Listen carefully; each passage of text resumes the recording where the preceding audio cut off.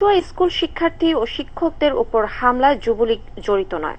স্থানীয় ও জেলা যুবলীগ থেকে এমনটা দাবি করা হলেও ক্ষমতাসীনদের পরিচয়ে দীর্ঘদিন ধরে এলাকায় চাঁদাবাজি ও সন্ত্রাসী কার্যক্রম করত সন্ত্রাসী ফারুক, মনির ও তাদের সহযোগীরা। ক্ষমতাসীন সংগঠনের সঙ্গে জড়িত না থাকলেও কেমন করে এলাকায় এই ধরনের সন্ত্রাসী কার্যক্রম করত তারা সেই প্রশ্নের উত্তর নেই যুবলীগ নেতাদের কাছে। কচুয়া থেকে ফিরে গিয়াসউদ্দিন মামুনের তোলা ছবিতে আমিনুল ইসলামের রিপোর্ট। চাঁদপুরের কচুয়ার ভুইয়ারা উচ্চ বিদ্যালয়ের শিক্ষক ও শিক্ষার্থীদের উপর যুবলীগ নামধারী সন্ত্রাসীদের হামলার ঘটনা নিয়ে সারা দেশে নিন্দার ঝড় বয়ে যায়। এরপর নড়েচড়ে বসে প্রশাসন, দ্রুত গ্রেপ্তার করা হয় যুবলীগ নামধারী ওই সন্ত্রাসীদের। তবে ঘটনার পর থেকেই যুবলীগ দাবি করছে এই সন্ত্রাসীরা তাদের সংগঠনের নয়। সেই স্থানে যখন এটিএন নিউজের টিম, তখনও স্থানীয় যুবলীগের নেতারা এসে বারবার প্রমাণ করতে চেষ্টা করে সন্ত্রাসী ফারুক, মনির, লিটনের নাম নেই তাদের সংগঠনে।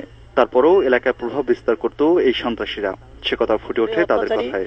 তারা স্থানীয়ভাবে একটু শক্তিশালী, এই জন্য একটা গ্রুপ তাদেরকে একটু আশ্রয় প্রশ্রয় দেয়, এই জন্য তারা এইভাবে অন্যায়মূলক কাজে জড়িত হয়। সংগঠন করতে যে আসলে কিছু গ্রুপিং থাকে, কোন না কোন একটা গ্রুপ তাদেরকে হয়তো ওইভাবে, যেহেতু তারা সন্ত্রাসী পরিচিত হয়েছে, ওইভাবে তাদেরকে কেউ না কেউ ড্রাইভ দিচ্ছে। আর যখন তারা রিমান্ডে আসবে ওই কথাটা অটোমেটিকলি চলে আসবে। আমাদের দলের তারা কেউ না, সন্ত্রাসে।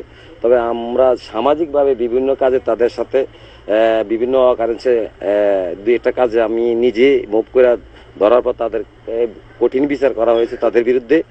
শুধু স্থানীয় যুবলীগ নয়, সংগঠনের নাম আসায় সেখানে ছুটে আসেন জেলা যুবলীগের নেতারাও। তাদেরও দাবি এই সন্ত্রাসীরা তাদের সংগঠনের নয়। তাহলে কেমন করে চালাতো এমন সন্ত্রাসী কার্যক্রম, এর উত্তর জানা নেই এই নেতাদের।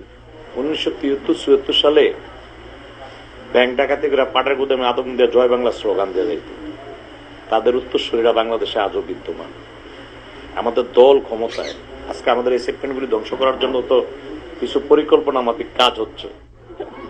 Aminul Islam, ATN news, Kachua, Chandpur.